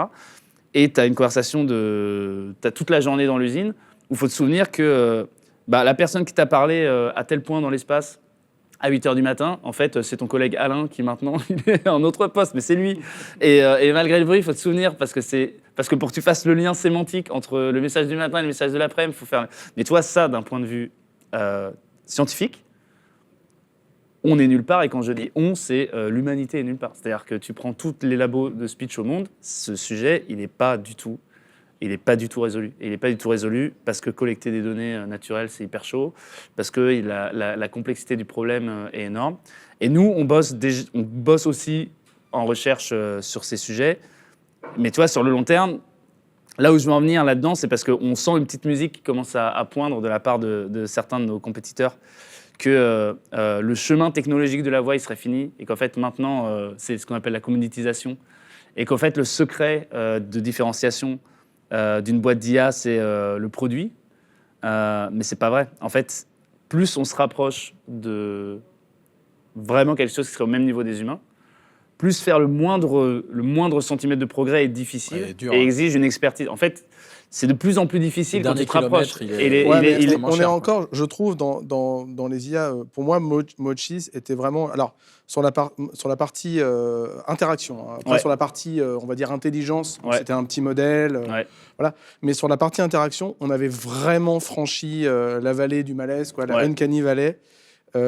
Là où aujourd'hui, les modèles, mais pour des raisons assez fondamentales, comme tu nous expliquais, sont encore. Alors, c'est mieux, on s'en accommode, mais on n'est pas encore passé au moment. On n'a pas encore passé ce truc-là, et en effet, l'effort, il va être colossal. Mais de toute façon, il y a tout à faire. C'est ça il y a la tout beauté. à faire. Et aussi, mais en fait, ce qui est intéressant, c'est le constat, c'est du coup, il y a ce dernier mile à faire, et il est extrêmement complexe. Faut toujours être optimiste en IA parce que s'il y en a bien qui se font, qui prennent cher, c'est quand même les pessimistes en IA. C'est pas les gens qui disent non, mais ça va pas marcher et genre 6 mois après c'est résolu. Non, mais tu sais, les optimistes, moi, je c'est suis ceux qui optimiste. font de l'argent. Enfin, tu ils vois. prennent cher d'un point de vue réputation bas, mais les autres, ils prennent cher aussi. Bon, on les voit sur Ceux qui ont Twitter, été optimistes, ceux qui ont été optimistes. Exactement. Mais en fait, donc moi, ce que je vous présente comme des, je dis que c'est difficile, Mais on va le faire. Et ça va être fait, pas à horizon 5 ans. Ça va être fait dans l'année ou dans les 2 ans, que sais-je, quelque chose comme ça. Mais ce qui est intéressant, c'est que pour moi, c'est là que va se jouer la bataille où nous, on veut être principalement. Parce qu'au fond, Gradium, ce qui s'est passé, c'est que nous, on a fait Qtile en tant que laboratoire à but non lucratif. Parce que pour nous, un environnement de recherche fondamentale, c'est l'environnement le plus propice à faire des inventions qui peuvent vraiment transformer les choses, parce que seul un chercheur peut se dire « Ok, on va abandonner tout ce qu'on a fait jusqu'ici, on va tout repenser from scratch ». Et le meilleur exemple de ça, c'est les transformers, donc l'architecture des LLM. Ça a été inventé à Google, ça a été inventé pour la traduction automatique, mais ça n'a pas été inventé par Google Translate, ça a été inventé à Google Brain par des gens qui... Parce que Google Translate, ils avaient un produit qui marchait, si tu veux, donc ils ne pouvaient pas se dire « Bon, les gars, on va pendant 1 an, on arrête de faire du progrès et on fait un truc qui a peut-être des chances de ne pas marcher ». Les gens de Google Brain, on était payés pour ça, tu vois. On était payés pour prendre des risques et faire des choses qui avaient peu de chances de marcher, mais une fois que tu as un truc qui marche, bah, ça te fait les LLM, quoi. Donc, les optimistes, ils ont raison, quoi. Mais donc, ce qui est intéressant, c'est que moi, j'ai vu cette dynamique, je l'ai vu à Facebook, bien entendu, aussi avec Facebook AI Research, etc. Et donc, on s'est dit, OK, on faut vraiment que Qtile, il faut que ce soit une non-profit, parce qu'il ne faut pas qu'on soit distrait par du produit. Il faut, pour faire de la recherche fondamentale qui va nous permettre d'avancer. Et ça nous a permis de prendre des risques et se mettre sur des choses et d'être toujours les premiers. Moshi, on était les premiers à faire les conversations entre elles. Ibiki, c'est le modèle de traduction de voix qu'on a fait. On a été les premiers, le truc qui tourne sur téléphone. Il est sorti 1 an avant la contrepartie d'Apple. Donc, tu vois, et tout ça, c'est fait avec des équipes de 2 à 4 personnes, quoi, tu vois. Donc, et donc, c'était le contexte vraiment et la mission qu'on s'est donnée. Et ce qui est intéressant, c'est qu'on a commencé à recevoir de la traction de développeurs de jeux vidéo, de boîtes de call center, etc., qui disaient « Ah, mais vos trucs sont super intéressants. Pour nous, ils ont plus de potentiel que les solutions commerciales existantes. » Et là, si tu veux, on s'est retrouvé dans une situation où, par contre, ce n'est pas la mission d'une non-profit de faire toutes les langues studio quality, gérer tous les cas difficiles, genre prononcer les adresses email. Et toi, il y a l'innovation scientifique, ça fait partie du truc. Mais après, il y a quand même la robustesse d'un modèle qui doit aller en prod et qui doit être fiable à des échelles gigantesques. Ça, c'était une mission qui allait au-delà. Et donc, on a créé Gradium pour combler ce mile. Parce qu'en fait, ce qui s'est passé, c'est que les modèles rien que le codec de Moshi, il est téléchargé 1,5 million de fois par mois. Dès qu'on parle à une start-up de voix, elle l'utilise. Et en même temps, ce qui s'est passé, c'est qu'il y a eu des startups de voix qui ont levé beaucoup d'argent, qui ont fait énormément de buzz sur leur IA vocale. Et après, qui nous contactaient en disant « Ah ouais, j'utilise vos modèles open source, est-ce que vous pourriez nous aider à améliorer ça, ça et ça, etc. » Et tu vois la checklist, et tu te dis, en fait, ça fait 8 mois qu'ils sont en train de galérer avec ça, et nous, on peut le faire en 1 semaine. Et là, tu te retrouves avec une dissonance cognitive qui est ce dernier mile. Je vais le faire pour eux, pas pour toi, ouais, du coup, en plus. Mais c'est surtout, tu dis, ce dernier mile, visiblement, c'est un mile technique, tu vois. Qui de mieux placé que nous pour le faire. Ouais. Et donc, du coup, on a décidé... Enfin, c'était invraisemblable de ne pas saisir cette opportunité. Et je pense qu'on a créé une boîte pour probablement les meilleures raisons qui existent de... Enfin, moi, c'est ma première boîte. J'ai créé un labo avant, mais on a créé une boîte parce qu'on a vu tellement de sollicitations, on s'est dit, vas-y les gars, là, franchement, c'est pas possible. On peut pas laisser ça comme ça. Et justement, d'un point de vue état de l'art technique, parce que là, Qtile continue, c'est un labs qui continue. Gradium devient le bras commercial un peu, et pour faire les features commerciales aussi, les features commerciales du truc. D'un point de vue technique, parce que je sais que beaucoup de gens vous posaient des questions, l'état de l'art, c'est quoi les modèles de Qtile, Moshi, c'est quoi? C'est combien de paramètres? C'est combien de langues? C'est combien de latence? Ouais, alors l'état de l'art, il y a 3 grandes familles de modèles, en gros. Il y a les modèles de transcription, les modèles de synthèse et les modèles speech-to-speech. Pour la synthèse, nous, en termes de prononciation, pour l'instant, on s'est concentré surtout sur des langues européennes, donc on fait français, anglais, allemand, portugais, espagnol, mais c'est assez facile d'intégrer une nouvelle langue. On voulait surtout se concentrer sur bien faire un ensemble limité de langues où il y a déjà une très forte activité. Géorgien, tout ça. La latence, on est de quelques centaines de millisecondes. Et donc cette partie-là, elle est déjà... en fait, donc on a commencé la boîte en septembre. Et en 3 mois, on a réalisé un modèle de transcription streaming et un modèle de synthèse streaming qui sont compétitifs avec la... Et quand je dis compétitifs, c'est... Ils sont meilleurs sur certaines métriques. Par exemple, le voice cloning, on est vraiment les champions du monde. Et ils sont moins bons sur d'autres. La latence, on est encore en train de l'améliorer. Il y a des points sur lesquels on n'a pas autant une telle couverture de langue. Mais le but, c'était de catch-up techniquement. Le faire en 3 mois. Ouais, ça pose un peu le game. Ouais, ça pose le... Nos concurrents, ils ont mis entre 1 et 2 ans à atteindre ce point. Après, on a compris aussi que c'est plus 2023 quand on a créé Qtile. La frénésie de prenez l'argent et faites de la recherche et ça peut prendre du temps. Oui, pour un laboratoire non-profit. Gradium, c'est une start-up. C'était important pour nous de montrer que, bien qu'on soit tous, tous les fondateurs, des geeks, PhD en AI, avenir de Meta, DeepMind, etc., que là, on a compris que notre boulot, c'était de faire du business et qu'on le fait sérieusement et qu'en plus, si tu veux, il y a une ambiance de vélocité globale, tu vois, où tout le monde montre des trajectoires exponentielles de revenus, etc. Et donc, nous, c'était important de montrer qu'on rentrait dans cette course et on voulait rentrer vraiment vénère dans la course, quoi. Donc ça, c'était la synthèse. Tu disais. Et la transcription, pareil. La transcription, donc là, nous, nos modèles, ils ont la détection de tours de parole. Genre, donc ils détectent que tu as fini de parler. Et ça, typiquement, c'est quelque chose qui est séparé et donc qui rend le truc très fragile, parce que c'est un tout petit modèle et donc dès qu'il va y avoir du bruit, il va réagir. Et nous, en fait, on l'a intégré quand même à la partie sémantique. C'est-à-dire que c'est le modèle de transcription. Quand il écrit ce que tu dis, il est entraîné à prédire que, par exemple, ce que tu es en train de dire, c'est une question et que c'est assez facile d'anticiper que ta question, elle va finir dans 2 ou 3 mots en fonction de ta prosodie, etc. Tu vois. Rien que par rapport à l'intonation, c'est ce qu'on appelle la phonotactique, c'est que tu vois, toi, dans ton cerveau, quand tu poses une question, tu as anticipé le nombre de mots, et donc ton cerveau, il a anticipé la trajectoire de prosodie, et donc toi, tu la suis, et moi, en fait, mon modèle, il essaye de prédire ça parmi d'autres choses, pour dire, OK, dès que tu as fini, genre, il est capable ou même un peu avant de le prédire, et ça nous réduit la latence d'autant plus. Il faut l'entraîner sur les hommes politiques, là, tu sais, quand ils font les effets tunnels, tu crois qu'ils ont fini, et hop, là, Ce qui est quand même assez intéressant dans ce que tu dis, enfin, en tout cas, ce qui m'intéresse, c'est que clairement, on voit que voilà, au niveau de l'industrie, mais de manière générale sur les AI, de toute façon, il y a un sujet, on met tous les potards à 10, et puis après on casse, on met à 11, 12 et tout. Donc en fait, tout le monde rajoute des chevaux. Vous arrivez, on dit non, mais en fait, il ne s'agit pas de rajouter des chevaux, il s'agit d'inventer la voiture, quoi. Exactement. Et alors ça, en plus, honnêtement, c'est une situation... est-ce que c'est une bonne ou une mauvaise situation? C'est une excellente situation. Une bonne ou une mauvaise situation. Vous savez, moi je crois pas qu'il y ait de bonnes ou de mauvaises situations. Mais surtout, vous vous pointez pas en disant il faut inventer la voiture. Vous vous pointez avec la bagnole, en disant au fait. Mais c'est une excellente situation parce qu'en fait, nos modèles, ils sont tout petits. Ils font entre 1 et 3 milliards de paramètres. Parce que ça sert à rien de faire des gros modèles. Il faut qu'ils soient rapides, il faut qu'ils soient légers, il faut qu'ils batchent, etc.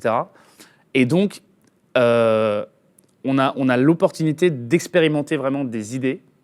Et même côté Gradium, on fait quand même de la recherche, elle est plus focus sur de l'impact, mais on a plein d'innovations qu'on n'avait pas faites côté Qtile, pour pousser la latence toujours plus, pour pousser la précision, etc. Et en fait, c'est beaucoup plus... Le cycle d'itération pour nous sur les modèles de voix, il est beaucoup plus facile parce que les modèles, ils s'entraînent en quelques jours. Ouais, parce que tout le monde se fait chier avec des trucs tu peux entraîner plein de modèles en parallèle, tu peux faire des grid search, tu vois, les grid search. Donc grid search, c'est chercher les hyperparamètres. Moi, quand j'ai commencé le deep learning, déjà, je faisais du deep learning. Genre, il y avait plein d'autres catégories. Tu avais une idée, tu testais 200 combinaisons, c'était tellement léger à entraîner, tu testais 200 combinaisons en parallèle de paramètres. Quand tu entraînes un LLM aujourd'hui, c'est... Ah oui, pour moi, c'est pour ça que... Une fois que c'est parti, quoi. Moi, c'est ce que j'utilise pour justifier un peu le côté... quelque part, justifier le côté démesuré de certaines compensations dont on a entendu parler dans les GAFAM. C'est que pour moi, c'est un peu genre Pacific Rim ou Evangelion. C'est-à-dire que t'as une machine et il y a genre une personne qui va cliquer sur le truc et il faut qu'il ait genre l'inspiration divine des hyperparamètres parce que tu peux pas t'entraîner. Chaque training est tellement coûteux et tellement long avant d'avoir une réponse, est-ce que ça marche ou pas. Donc bien sûr, les gens trouvent des solutions, ils essayent de faire des scaling laws pour voir est-ce que si on expérimente à petite échelle, ça va généraliser grosse échelle, etc. Mais c'est quand même beaucoup plus compliqué de repenser. C'est pour ça d'ailleurs que si tu regardes... On cherche des magiciens, là, on cherche des Black Wizards. Tu vois, le mec qui arrive, on n'a qu'une seule tentative, il faut qu'il il touche les dieux des paramètres. Mais ça a aussi une contrepartie, c'est qu'en réalité, d'un point de vue algorithmique, les LLM ont très peu évolué depuis 2023. Tu penses à cause de ce côté un peu extrêmement difficile à bricoler? Mais en fait, tu es obligé d'être très conservateur sur les choix que tu fais parce que tester quelque chose, ça va te coûter tellement et et le coût d'opportunité, il est énorme versus en réentraîner toujours la même architecture mais sur des meilleurs datasets.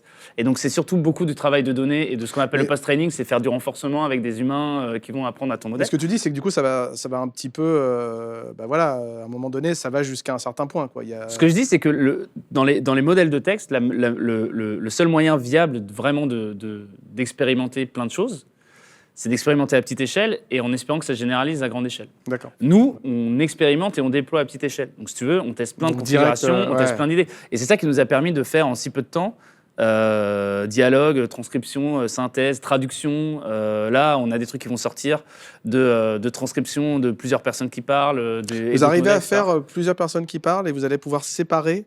J'avais montré une petite démo, donc mais ouais. Et tu vois, tout ça, c'est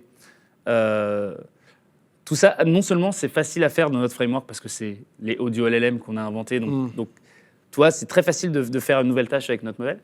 Genre transformer ta voix en direct en une autre voix, c'est quelque chose, on le fait pas encore pour l'instant, mais c'est quelque chose qui est trivial, qui est trivial dans notre et donc ça c'est un gros avantage parce que du coup le coût d'entrée qu'ont ceux qui entraînent des modèles de texte, qui sont des coûts d'infrastructure, d'énergie, d'accès à l'énergie, etc. C'est des sujets qui nous se posent pas à nous. Nous, on se concentre vraiment sur avoir les meilleurs experts du monde. Ouais. Et on a, il n'y a pas que moi, parmi mes collègues, c'est que des gens qui sont très reconnus dans le domaine. Et on cherche à en attirer d'autant plus. Et en fait, c'est la concentration de talents et le sens qu'on a de c'est quoi les bons datasets, c'est quoi les bons tweaks à faire sur l'architecture, etc., qui font la différence. Et c'est ce que tu nous disais la dernière fois, dans le sens où, vu que c'est 1 à 3 milliards de paramètres, il faut que ça reste petit, léger, que ça puisse se mettre sur des devices. Quand vous avez levé vos 60 millions d'euros, dans la discussion avec les investisseurs, quand ils vous demandaient est-ce que OpenAI va pas le faire, est-ce que Google va pas le faire, justement, là, vous pouviez leur dire, mais en fait, c'est tellement des petits modèles que c'est sur les gens. Et les meilleurs, vous savez, c'est qui? C'est nous. Le fait est que les boîtes qui font tout, la voix, ce sera jamais le citoyen de première classe. Ce sera jamais la top priorité. Donc, tu transiges avec d'autres choses. Nous, on ne fait que de la voix. C'est la raison pour laquelle on se lève le matin. Et voilà. C'est des tauliers. Enfin, à un moment donné, tu vois, et donc, on n'est pas là... tu sais, même les gros modèles intégrés, les modèles multimodaux, on en fait côté QTI. Mais en fait, il y a un trade-off avec les modèles multimodaux qui sont que tu as ton dataset d'entraînement et il va contenir du texte, il va contenir des images, il va contenir de l'audio. Plus tu mets d'audio, moins c'est bon sur le texte et sur l'image et vice-versa. Donc la capacité à se focus, c'est hyper important. Et d'ailleurs, au fond, ce qui est assez intéressant, c'est que la voix, c'est un domaine où nous, on ne joue pas à catch-up avec les géants. Comme je disais, la conversation en temps réel, on était les premiers. La conversation, traduction en temps réel, on a toujours été les premiers à ship. Là, on va sortir des nouveaux modèles qui sont jamais vus. Et donc, on peut être les leaders d'un point de vue technique, tout en restant petit, si on a les bonnes personnes et si on a le bon focus. Et le fait est que c'est déjà le cas. De ce que je comprends, en plus, c'est même... Enfin, c'est pas une contrainte, au contraire, c'est un avantage, en fait. C'est un sujet de vélocité, d'agilité, en fait. De vélocité, d'agilité, de qualité aussi de l'environnement. Donc, un truc qui se passe aussi dans les grandes boîtes, c'est que ça grossit très vite. Oui, et ça rend la communication et l'efficacité des équipes beaucoup plus compliquées. À QTI et à Gradium, on est très sélectif sur le recrutement. On se permet d'être très sélectif. Et les gens qui rejoignent, ils sont vraiment triés sur le volet parce que l'impact à Gradium, on a une personne qui entraîne le TTS, on a une personne qui fait le speech to text. Ouais, d'accord. Donc c'est vraiment la bonne personne. Non, parce que tu sais, on croit vois que toujours, regarde, ils ont mis 200 ingénieurs là-dessus, donc, au contraire, en fait, ils ont mis 200 ingénieurs, donc en fait, ça va être extrêmement inefficient. Et il y en a dont je ne veux pas donner le nom, mais qui, parce que sinon ils vont se faire débaucher, mais plus juniors et qui très vite montrent un potentiel à apprendre de nous et à maîtriser les technos qu'on fait, qui est juste démentiel et qui rivalise sans aucun doute avec des ingénieurs beaucoup plus seniors de Google et OpenAI. Moi, ça me rappelle une discussion avec Nicolas Dessaigne et Julien Lemoine d'Algolia, les fondateurs d'Algolia, quand en 2012, ils lançaient Algolia, enfin vers les années 2012. Et à un moment, il disait pourquoi vous êtes les meilleurs? Il fait c'est simple, il faisait la recherche chez Exalid. Il était directeur de recherche chez Exalid. Ouais. Et puis il a dit c'est simple, des mecs qui ont autant crawlé le web que nous, autant indexé le web, il y en a 10 quoi, dans le monde. Ouais. Donc voilà. Donc si on croit que le search ça va être une grosse boîte, il faut déjà à l'époque chez Exalid, c'était des tauliers. Hein. Quand j'y étais en tout cas. Moi, donc voilà. Donc là vous parce que vous êtes les 1 quoi. Vous êtes les parmi les. Parce que tu parlais du... Ceci dit, un petit moment peut-être d'humilité tu quand même. Ouais. Là où on est... La raison aussi pour laquelle à laquelle on travaille dans un sentiment d'urgence et de rigueur constant, on est quand même conscient que c'est un marché qui n'attend pas. C'est un marché qui est très compétitif. Il y a des boîtes qui existent, qui ont des clients, qui ont des sales, qui ont, tu vois. Et nous, on est le challenger. Et donc, ce qu'on voulait, notre objectif c'était de montrer en 3 mois, regardez ce qu'on a fait. Et en fait, là où on en est, le stade auquel on est actuellement, c'est on est un challenger, c'est-à-dire qu'on est en compétition, on est dans le même ballpark que nos compétiteurs. Et 2026 pour nous, c'est, j'allais dire, l'album de la consécration. Non, c'est l'année où... L'année de la maturité. C'est l'année où par contre, là, ce potentiel qui est incarné par cette vélocité et le fait d'avoir catch-up aussi vite, ce potentiel, il doit se transformer en... Je pourrais dire suprématie parce que c'est peut-être un peu too much, mais il doit en position de leader. Ouais, absolument. Parce que les gens, ils achètent des produits, hein, même si c'est des API, ils achètent des API, des products, ils n'achètent pas des technos, quoi. Donc, alors, ça dépend justement. Nous, ce qui est intéressant, c'est qu'il y avait aussi la question de trouver notre place dans cet écosystème. Et notre place dans cet écosystème, au début, on s'est dit, imaginons, je sais pas, on veut faire des call centers IA pour les banques. On s'imaginait qu'on devrait avoir le terme à la mode des forward deployed engineers qui vont aller dans les banques et qui vont déployer nos modèles. Et en fait, pas du tout. En fait, on contacte des boîtes qui font des voice agents pour les banques. Et ces boîtes, elles font tout le travail de produit qui est spécifique à la verticale, de liens, d'intégration dans les systèmes d'information de la banque, etc. Donc, ils font toute la partie produit qui est top. Mais après, il faut qu'ils aient un modèle sous-jacent qui va être le moteur, qui va de la transcription, de la synthèse. Et là, nous, on est ceux qui fournissons ces modèles. Et là, ce qui est génial là-dedans, c'est que cet écosystème de boîtes qui font des voice agents, il fait que croître. Il y a des nouvelles levées de fonds énormes toutes les semaines. Et ils ont besoin d'une techno. Et en même temps, nous, notre raison d'être, c'est de les servir. Et eux, ils ont besoin de notre techno. Donc, tu vois, on ne marche pas sur leur plate-bande. Et nous, on leur fournit des modèles. Et c'est des gens, pour le coup, eux, ils achètent une techno. Et alors, la beauté on a des cycles de vente qui durent 2 meetings. Genre, t'arrives, tu fais une démo, les gens disent « Ok, est-ce que je peux avoir une clé d'API ?» Tu la files, le lendemain, ils disent « Ok, c'est bon, on préfère, on a fait nos tests, c'est mieux, c'est parti, on change. » Et l'intégration, c'est tu faisais un call à l'API de Eleven Labs ou d'un autre, et puis ça devient nous. Et voilà, tu vois. Ça me rappelle, c'est l'avocat qui disait « C'est 10 000 € pour 3 questions ». Il fait « Ah bon ? Oui, vous trouvez pas ça trop cher ? Non, c'est quoi votre 3e question ? » Tu vois, ça me fait penser un peu à ça, 2 meetings et c'est vendu. Donc la question qu'on va nous poser, c'est sur l'aspect, évidemment, parce que vous êtes à Paris, QTI, c'est un labo parisien, français, européen. Gradium, c'est une boîte française, en France. absolument. C'est une boîte française. Toi, tu es né à Paris, grandi à Paris. Ouais. Ici, c'est Paris. Et donc, on va nous poser la question entre guillemets, toujours de la souveraineté de ces enjeux-là. Et toi, tu avais un point intéressant justement par rapport à ton point de vue de chercheur. Parce que entre recherche publique et recherche privée, est-ce que la vraie souveraineté, c'est pas d'aller apprendre chez les GAFA, quoi, et de revenir ensuite pour recréer un truc ici ? En fait, si on regarde... Donc moi, j'ai fait ma thèse, je fais une thèse CIFRE à Facebook. C'était pas du tout mon intention par ailleurs. En fait, moi, je voulais juste faire une thèse. J'étais en stage à l'ENS, je voulais faire une thèse de recherche. Et on cherchait un financement et on a appris qu'il y avait un laboratoire qui allait ouvrir. Et après tout, c'était une source de financement potentiel. Donc, l'audio, c'était un choix personnel ou c'était Alors, si mon directeur de thèse l'entend, mais révélation.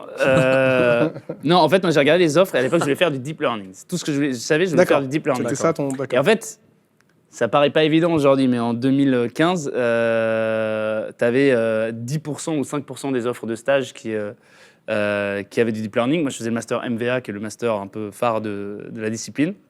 Et j'ai vu une offre à l'ENS Deep Learning, et donc j'ai postulé, et donc j'ai rencontré celui qui est devenu mon encadrant de stage et mon directeur de thèse, Emmanuel Dupoux, qui maintenant est aussi à Facebook.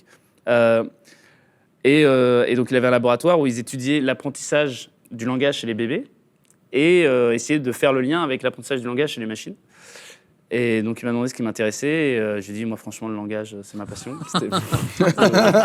Je voulais tellement faire le stage, parce que le stage, il s'appelait Deep Learning, Unsupervised Deep Learning. Et tu vois, moi, je vois Unsupervised Deep Learning, je me dis, mais c'est ça qu'il faut que je fasse. Vous travaillez sur Et donc, voilà, j'avoue, sur ce que vous venez de dire, c'est ma passion. Je suis navré. Subject.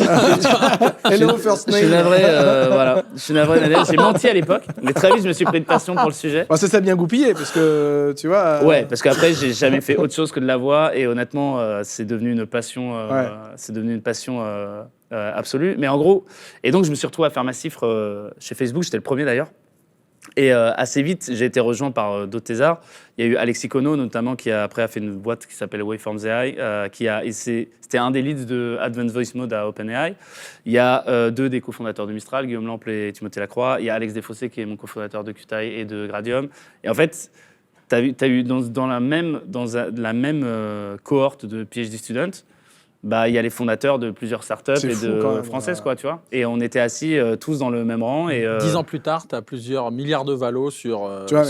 L'écosystème Faire Paris, l'écosystème de Faire Paris, de Facebook et Research Paris, l'impact qu'il a eu, même AMI, qui va être probablement la plus grosse levée de l'année en Europe, bah, c'est un. Alex Lebrun, Yann et plein d'employés, bah, c'est des gens de Facebook et de Facebook Paris. Donc, effectivement, en fait, ce que ça nous a permis, c'est. Le gros avantage qu'on a eu, c'est l'accès à du compute pendant la thèse. Et en fait, l'accès à du compute, alors, je ne sais pas si c'est un peu geek comme... Moi, un exemple que j'aime bien là-dessus, c'est Naruto, quand il veut apprendre le Rasengan. En fait, c'est trop long et il n'a pas le temps. Et donc, il se clone. Et tu as tous les clones qui apprennent le Rasengan en même temps. Et là, en fait, quelque part... j'aime bien la métaphore. Moi, c'est un peu la chambre du temps dans Dragon Ball Z, où ils vont oui, mais là, c'est s'entraîner sur avec le une parallélisme. plus grosse Ce que j'aime bien, c'est le parallélisme. parallélisme. C'est quoi, tu paralyses toutes tes expériences. Et en fait, le fait de pouvoir tester plein d'idées en parallèle, c'est ce qui... En fait, ça accélère ta capacité à grandir. Et en fait, si tu fais après la somme du coût que tu as représenté pour ton employeur en termes de compute, c'est un coût qui serait très difficile à assumer en Europe, où en fait, on n'a pas les fonds des GAFAM pour financer de la recherche ouverte à telle échelle. Et donc, en fait, les GAFAM ont formé et continuent de former les chercheurs français et européens. La question après, c'est comment tu fais en sorte qu'ils créent leur boîte et qu'ils la créent en Europe. Parce qu'ils ont des ponts d'or. Ils ont des ponts d'or. Là, Facebook, là, les 100 millions de bonus plus les 100 millions à 1 milliard sur 4 ans à certains chercheurs, tu vois. C'est des ponts d'or. Il faut monter sa boîte, il faut quand même avoir du courage. Ce qu'on entend quand même, c'est que pour certains, c'est quand même une prison un peu dorée. Il y a toujours cet appel de menottes dorées, quoi, un peu. Et moi, en tout cas, j'entends des histoires. Moi, ce que je peux partager, t'as de la chance. Ce que je peux partager, c'est pourquoi moi j'ai pris les décisions que j'ai prises. Parce que quand j'ai quitté Google, et tous les gens qui ont créé Qtile et Gradium, c'est des gens pour qui ça se passait très bien. C'est pas des gens qui sont partis par dépit des GAFAM. C'est les gens pour qui ça se passait le mieux. C'est peut-être là qu'il faut partir, justement. En fait, c'est au top qu'il faut partir, quoi. En fait, c'est surtout, c'est que l'IA, c'est quand même un domaine. S'il y a bien un domaine où un individu qui est tout petit en tant qu'entité peut avoir un impact disproportionné, c'est bien l'IA. Et quand on voit que tu te dis, OK, moi, en tant qu'individu, sur mon domaine, j'ai la possibilité d'être le meilleur au monde et de créer l'équipe qui sera la meilleure au monde. Où est-ce que je trouve l'environnement qui est le plus propice ? Il y a eu un moment où moi, j'ai jugé qu'il fallait que je crée cet environnement de toutes pièces. Et donc, c'était Qtile, et puis c'est devenu Gradium. Et c'est maintenant l'écosystème entre les deux. Et c'est en fait, tu te dis comment je crée les conditions pour atteindre quelque chose qui est... Parce qu'au fond, quand tu fais de l'IA, de toute manière, tout le monde est bien payé. Donc après, la question, c'est est-ce que tu as envie de gagner X millions dans une boîte, ou est-ce que tu as envie aussi de vivre une aventure qui n'est pas juste, c'est pas une question financière, qui est je me donne les conditions pour avoir les moyens, les gens avec qui j'aime bosser et le pouvoir de décision pour faire ce que je dois faire. Et en fait, le pouvoir de décision que moi j'ai et qu'on s'est offert avec mes cofondateurs, en faisant Qtile puis Gradium, c'est on a besoin d'un dataset, on l'achète, on a besoin de quelque chose, on le fait, on veut release un truc, on le release, on veut pas le release, on le release pas. Dans une grande boîte, ces cycles-là de décision, par exemple, de est-ce qu'on peut publier ce papier ou est-ce qu'on peut release ce modèle, c'est 6 mois avec les avocats, etc., tu vois. Et en fait, tu regardes ça et tu te dis, bon, est-ce que j'ai 6 mois à tuer avec des avocats dans un domaine qui avance aussi vite Et à vrai dire, et ça je le dis pour les talents qui nous regardent, un chercheur, c'est une marque, et il doit construire sa marque toute sa vie.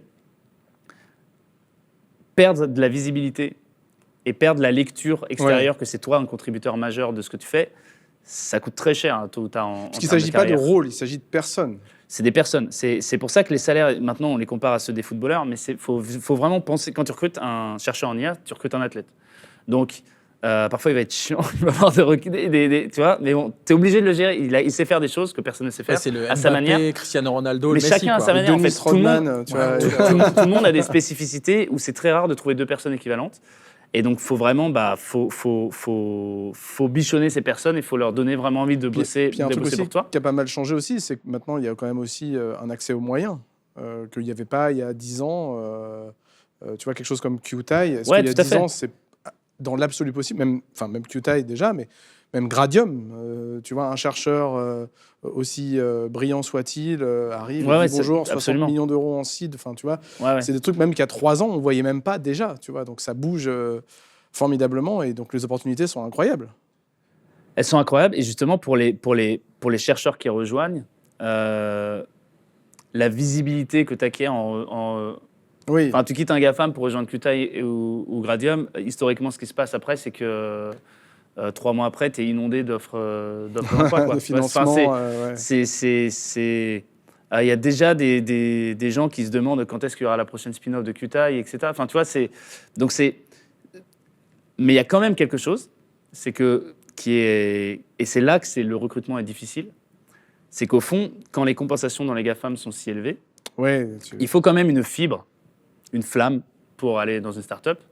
Et ça, c'est assez facile de voir qui l'a et qui ne l'a pas.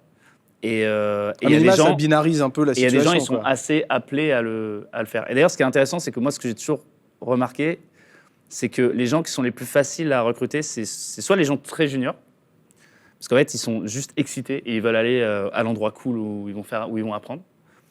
Et les gens qui sont tellement forts et tellement bankable qui voient aucun risque associé à leur décision parce qu'ils se disent je peux prendre des risques parce qu'il n'y a pas de risque en fait.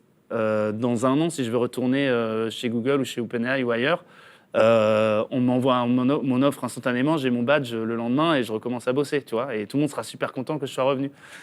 C'est au milieu que c'est plus dur parce qu'il y a des gens qui sont jeunes et d'un coup leur salaire augmente énormément et ils se posent des questions, est-ce que je vais prendre le risque d'aller faire une start-up, etc. Moi, ce que je dis à ces gens, c'est il n'y a pas de risque. Et un risque est souvent sous-estimé par les gens, c'est le risque de ce que tu ne fais pas et des risques que tu prends pas. Parce que c'est quand même un domaine où tous les gens qui ont pris des risques ont quand même pas mal été récompensés. Et nous, tu vois, la crédibilité et la visibilité qu'on a d'avoir créé QTI et Moshi, certes, nos carrières se passaient bien dans les GAFAM, mais maintenant, c'est un autre niveau de prise de décision et de rôle qu'on joue. Et après, pour parler de l'Europe et de la souveraineté, nous, ce qui est hyper important pour nous... Parce qu'on va nous poser la question, pourquoi tu n'as pas fait ça à San Francisco, voilà, ou pourquoi tu n'as pas fait ça à Palo Alto, ou ailleurs, mais tu vois. Moi, j'ai pu faire une carrière dans les GAFAM en restant à Paris. Le talent à Paris, il est exceptionnel. Il est complètement au niveau pour compete avec le reste du monde. Il n'y a pas de doute. D'ailleurs, c'est pour ça que tu as des bureaux. Il y a des bureaux maintenant. Il y a Anthropic qui a ouvert un bureau à Paris. Il y a OpenAI qui a un bureau à Paris. Tout le monde a un bureau à Paris. Et c'est pas pour rien. C'est parce que le talent est exceptionnel. Nous, le talent, en plus, on sait le former. On a des liens très forts avec les masters, les écoles d'ingénieurs, les universités, etc. Et en fait, nous, notre positionnement, c'est que on est le mot souveraineté, c'est pas un gros mot à Gradium, mais c'est un mot avec lequel on est prudent parce que nous, ce qui nous inspire, c'est des boîtes comme Spotify qui en étant ou Supercell, tu vois. Supercell, et Spotify, tu vois, c'est les pays nordiques et Supercell, ils sont à Helsinki et en fait, ils vendent Clash of Clans au monde entier. Et Spotify, c'est pareil. Et en fait, les gens savent même pas que c'est nordique. Mais ils sont implantés localement et c'est une force économique pour leur pays respectif qui est considérable. Et nous, c'est un peu ce qu'on veut pour Gradium. En fait, on veut que les gens nous utilisent simplement pour la qualité de ce qu'on fait, mais que ce soit une force économique et pour l'écosystème français, pareil, qui soit très positif. Et ça, c'est quelque chose dont on sera très fier, quand on aura vraiment réussi à faire grossir aussi l'écosystème grâce à nous. Parce que un écosystème qui repose sur une ou deux startups BI, c'est pas un écosystème. La compétition, c'est sain. c'est sain pour tout Tu le fais monde. grossir le gâteau. Enfin, c'est. Et c'est de la résilience. Parce que qu'est-ce qui se passe maintenant si tu te retrouves dans une situation où tu as une boîte d'IA et qu'elle se fait. T'en as qu'une et elle se fait racheter. Enfin, tu vois. Enfin, eux, ils peuvent pas se faire racheter dans ce cas-là parce que c'est la seule. Le continent, enfin, tu vois. Et là, je pense à personne en particulier. Le Mistral souffle aujourd'hui, il souffle fort. C'est l'idée que c'est un écosystème. Et donc, c'est plein de boîtes qui coexistent. Ça C'est lève des le boîtes plancher, qui compitent. bien Nous, on sûr. est très à l'aise avec le fait qu'il y ait des boîtes de voix. Enfin, tu regardes, il y a un TTS par semaine qui sort en open source. Ça nous empêche pas de dormir. Mais ça veut dire on qu'en l'a plus, toujours fait. Enfin, ça devient, ce que je comprends, parce que moi, dans mon domaine, c'est un sujet, mais aussi dans le tien, Paris, ça devient, de ce que je comprends, c'est que Paris, ça devient un avantage compétitif, quasiment, parce que tu as l'accès à du talent, il est local, il est, je veux dire, au-delà de l'aspect, si tu veux, voilà, un peu cocorico, fierté, etc., tu as quand même un sujet aussi simplement de unfair advantage, de, en fait, quand je t'écoute, toute la mafia que vous avez, et tous, ils sont maintenant à l'origine de trucs absolument incroyables. Et donc là, maintenant, ça devient un petit peu l'aimant gravitationnel, quoi. Aussi. Ouais, et je pense que ce qu'on espère aussi, c'est avoir les pouvoirs publics, l'Europe, etc., respectent l'opportunité qu'il y a face à eux, quoi. Genre, il y a des belles boîtes qui sont en train de se créer en Europe. Faut pas leur mettre... Bon, idéalement, il faut les aider. À minimum, il faut pas leur mettre des bâtons dans les roues. Tu deviens successful et après, c'est bon. Mais moi, je suis hyper bullish sur l'Europe. Et en particulier... Tu l'as fait. Enfin, vous l'avez fait. Et honnêtement, je sais qu'on n'a pas le droit de dire, pareil, il faut dire l'Europe, etc. Paris, moi je suis parisien. Paris, c'est une place exceptionnelle. C'est une place exceptionnelle. L'Europe de l'IA, c'est pareil, quoi. En tout cas, moi, tu peux pas le dire, mais moi personnellement, je suis première personne du truc parce que je suis aussi à Paris, ma boîte est à Paris, on est à Paris et tout. Mais de ce que j'entends, moi j'ai entendu des trucs, j'ai entendu des VC londoniens qui me disent de toute façon maintenant je passe plus de temps à Paris qu'à Londres. J'ai plein de gens, on va dire extérieurs. Je prends l'exemple des financeurs parce que c'est leur métier. Me disent que non, mais en fait c'est Paris, that's it, quoi. Et il y a l'Allemagne aussi qui... mais tu vois, je pense qu'un pôle Allemagne, France et les Nordiques, bien entendu, c'est en termes de talent et d'écosystème de start-up, etc., tout ça, c'est amené à grossir, c'est amené à grandir. Écoute, merci Neil d'être venu. Franchement, écoute, merci, je pense que pour l'accueil. Merci et bravo, incroyable. Et bravo, franchement, Bravo force à tout, vous, déchirez tout, on compte sur vous. C'est quoi? C'est l'avenir ne dépend que de vous. Écoutez, c'était À la French, on espère que cet épisode vous a plu. Vous pouvez vous abonner. N'hésitez pas à envoyer autant de commentaires que dans les épisodes précédents parce que là, il y a énormément de choses à nous dire. Si vous avez été team 4 points, 3 points, 2 points ou 1 point, si vous aviez reconnu Neil au début. Voilà, on se retrouve la semaine prochaine avec Steve, avec JB. Salut à tous. Et puis à la semaine prochaine. Salut. On peut en parler du nom. L'histoire du nom, elle est galerie un peu. En fait, on s'appelait Sphère à la base parce que là où on a discuté du projet avec mes cofondateurs, c'était un resto qui s'appelle Sphère. À Las Vegas, dans la Grande Boule. Gentiment, on nous a fait expliquer qu'on était des oufs de croire qu'on pourrait déposer le nom Sphère. Donc on a étudié plein de noms, etc. Mais en fait, il n'y avait rien qui nous convenait. Et à un moment, il y a juste Laurent, un des cofondateurs, il a demandé à ChatGPT, vas-y, sors-moi Sphère dans 20 langues. Et en fait, Mistral. Pardon. Le chat. Et, On a demandé au chat. Et Qta, il y avait AI dedans. Et donc voilà. D'accord, ok. En fait, ce qui est pas mal avec les noms japonais, c'est que comme c'est des syllabes simples, c'est facile à prononcer pour tout le monde. Un de nos plus gros soutiens, Xavier Niel, à la première interview qu'il donne à France Inter. Et donc, QTI, est-ce que c'est parce que c'est né à Mignan? Et en fait, il a un peu validé que le nom c'était QTI. Et donc là, je me suis dit, ok, là c'est plié.